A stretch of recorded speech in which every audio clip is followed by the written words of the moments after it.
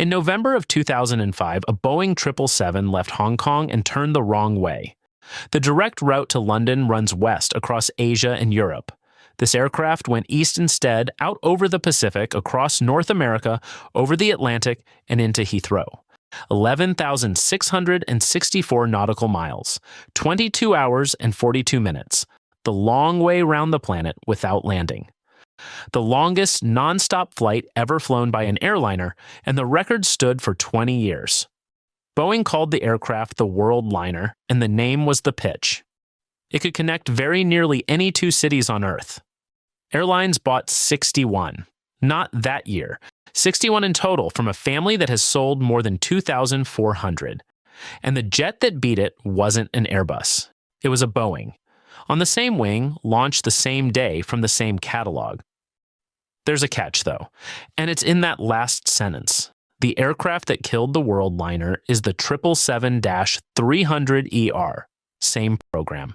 Same wing, the same GE90 engines, the most powerful in the world when they entered service. Same salespeople, same brochure, same customers. Boeing delivered 833 of them, 61 against 833, 13-1, inside a single family, between two aircraft that were formally launched on the same day in February 2000.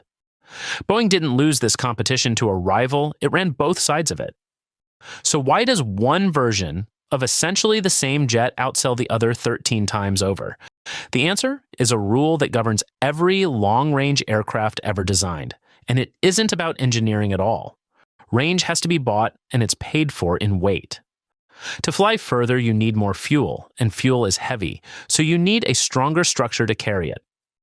The Worldliner got a strengthened airframe, strengthened inboard wing, beefed up main landing gear, raked wing tips extending the span by about 4 meters, and up to 3 extra fuel tanks bolted into the rear cargo hold, roughly 7,000 liters each. Every one of those things is mass, and here's the part that decides everything. You carry that mass on every flight.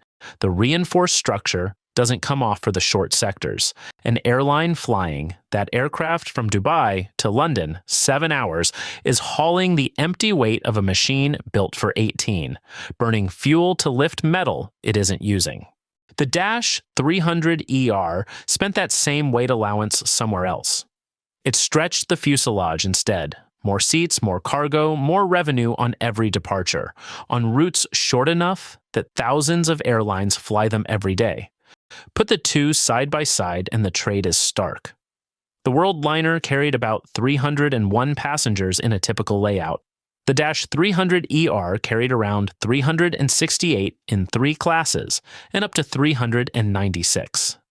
Call it 70 more seats in a normal layout and up to 95 on every departure for 20 years of an airframe's life.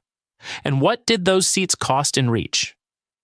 The Dash 300ER was rated at roughly 7,370 nautical miles. That is the number that ended the argument, and it's the one nobody expects. The gap between the two aircraft wasn't the difference between crossing an ocean and not crossing it. Boeing's high-capacity jet could already reach nearly anywhere airlines wanted to fly commercially. The Worldliner's extra range only mattered beyond that line, and there was very little out there. So the two aircraft aren't competitors on capability. They're two answers to one question. What do you want to carry, distance or people? And Boeing put both answers on the price list and let airlines choose. Be careful with the Worldliner's own range figure because you'll see several. Boeing's marketing put it above 9,300 nautical miles. Reference works from the launch period list around 9,100 with 301 passengers. An aircraft financing prospectus filed with American regulators puts the practical figure at 8,360. All of those describe the same aircraft under different assumptions about payload, and the spread between them is itself the point. Range is not a fixed property of an airframe. It's whatever you get after you decide what to leave behind. So here's the honest verdict, and it's narrower than the title of this story implies. The Worldliner wasn't outsold. It was out-offered by a colleague. Now, before we get to why airlines chose the way they did, there's something strange in the aircraft's history that most people don't know. It nearly didn't exist at all, and the reason is instructive. The program was launched on the 29th of February 2000, originally under the name 777-200RX. EVA Air placed the first firm order that June for 3 aircraft. Then the market collapsed. On the 1st of October 2001, 3 weeks after the September attacks, Boeing suspended development for up to 18 months. The ultra-long-range jet was shelved while the industry worked out whether long-haul flying had a future at all. It came back on the 12th of March 2003. First flight was March 2005, certification in February 2006, and the launch customer was Pakistan International Airlines. Sit with that timeline. The aircraft was canceled and revived before a single airline had taken delivery, and its stable mate ran through the same period without interruption. The Dash 300ER first flew in 2003 and was delivered to Air France in April 2004, roughly 2 years ahead. When Boeing had to choose which of its 2 new jets to protect during a crisis, it had already told you which one it believed in. So airlines chose the seats. But why so overwhelmingly? To see it, stop looking at the aircraft and look at the map. The Worldliner's advantage only exists on routes long enough that nothing else can fly them. Below that threshold, its extra strength is dead weight, and a cheaper aircraft does the job better. So the entire commercial case rests on the number of city pairs on Earth that need 15, 16, 17 hours of continuous flight, and can fill a wide body doing it.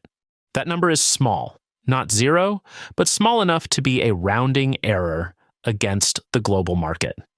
Meanwhile, the routes the Dash 300ER was built for, the 8 to 13-hour trunk routes between major hubs, are essentially all of long-haul aviation. And look at what the buyers did, because this is where it stops being theory. Even the airlines that wanted the Worldliner wanted almost none of them. In November 2007, Qatar Airways placed a landmark order for 32 777s worth roughly $8.7 billion.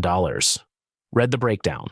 14 were Dash 300ERs, 12 were freighters, 6 were Worldliners. That's the whole argument in one purchase order, an airline built specifically around connecting the world through one hub, ordering from the manufacturer of the longest-range airliner ever made, took 6. It took more than twice as many of the shorter-legged, higher-capacity version and twice as many freighters as ultra-long-range passenger jets. And the Gulf carriers, the airlines whose entire business is flying people long distances through a single hub, went the same way at scale. Emirates, Qatar, Saudia, Kuwait Airways, and Etihad together accounted for 234 Dash 300ER orders, around 28% of the type. If ultra-long range was ever going to be a fleet decision anywhere on Earth, it was going to be there. It wasn't. Airlines weren't rejecting the Worldliner. They were sizing it correctly. It's a specialist tool, and you don't buy 40 of a specialist tool. You buy 3, and you point them at the handful of routes that justify it. All of which raises an uncomfortable question. If Boeing knew where the demand was, and the evidence says it did, why build the Worldliner at all? Because it wasn't only an aircraft, it was an argument. Think about what that record flight accomplished. Hong Kong to London the wrong way round, 22 hours and 42 minutes, flown by Boeing's own test pilot, Susanna Darcy Henneman, the first woman to work as a production test pilot in the company's history. It beat a mark set by a 747 in 1989. It got into the record books. And what did it sell? Not 61 Worldliners. It sold the idea that a twin-engine Boeing could do anything a 4-engine aircraft could do, and go further. That message landed at exactly the moment Airbus was selling the 4-engine A340 against it, and at the moment airlines were deciding whether twins could be trusted across oceans on the world's hardest routes. The Worldliner was the halo, the Dash 300ER was the business. And a manufacturer that puts 2 aircraft in front of the same customers already knows one of them is going to lose. That isn't a conspiracy and it isn't an accident. It's a product line where the expensive edge case exists partly to prove what the profitable middle can do, which is the point where you'd expect this story to end, with an airframe quietly deleted from the catalog. Except that isn't what happened, and the inversion is the best part. Boeing killed the passenger aircraft and kept the airplane. The 777 freighter, the aircraft that has dominated long-haul air cargo since 2009, is built on the Worldliner's airframe. Same reinforced structure, same strength and gear, same wing, and unlike almost every other second-generation 777, it's still in production, with more than 60 aircraft still pending delivery, and the freighter has quietly become a large business in its own right. Boeing has now delivered more than 300 of them, a number that keeps climbing while the passenger variants stop. The Dash 300ER, the aircraft that won, has finished. Production ended after a run of about 20 years and 833 deliveries. The variant that lost is the one still being built. Look at why. Because it's the cleanest illustration of the whole idea. Everything that made the Worldliner a bad passenger aircraft makes it an excellent freighter. All that structural reinforcement, all that strength, all that ability to carry enormous weight is exactly what you want when the payload is cargo. Freight rewards structural strength. Passengers reward seats and floor space. Same metal, different customer, opposite outcome. And there's a detail in that Qatar order that reads differently now. 12 of those 32 aircraft were freighters built on the Worldliner airframe. So Qatar bought 18 Worldliner-based aircraft that day. It just wanted 12 of them without windows. Then the last force arrived and it finished whatever the Dash 300ER had left alive: fuel. On an ultra-long-haul flight, fuel is the dominant operating cost because you're carrying enough of it to fly more than halfway around the world. That means an ultra-long-range aircraft is the most fuel-exposed asset an airline can own.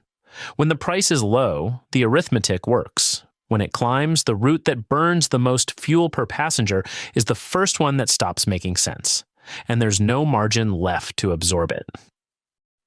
Oil went above $100 a barrel in the years after the Worldliner entered service, at precisely the moment airlines were deciding whether to build fleets around it.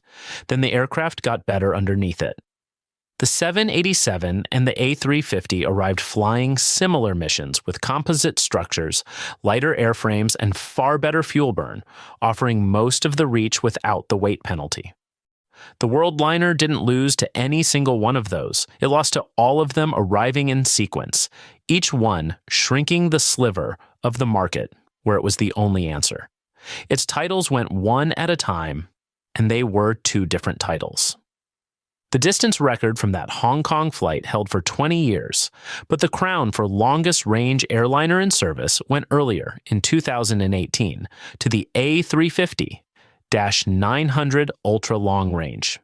And that aircraft notably wasn't sold as a fleet option to the world. It was built for one airline, 7 aircraft, aimed at a specific route. Which is the lesson the industry took from all of this. Ultra long range stopped being a catalog choice sitting next to a higher capacity sibling and became something built to order, for one customer, for one mission. That is the only shape this demand has ever actually taken. So who was wrong here? Nobody. And that's what makes it interesting.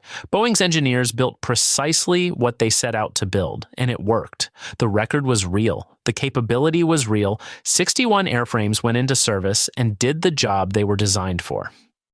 The airlines were right too. Almost none of them needed an aircraft that could fly for 22 hours, and the ones that did needed 3, not 30.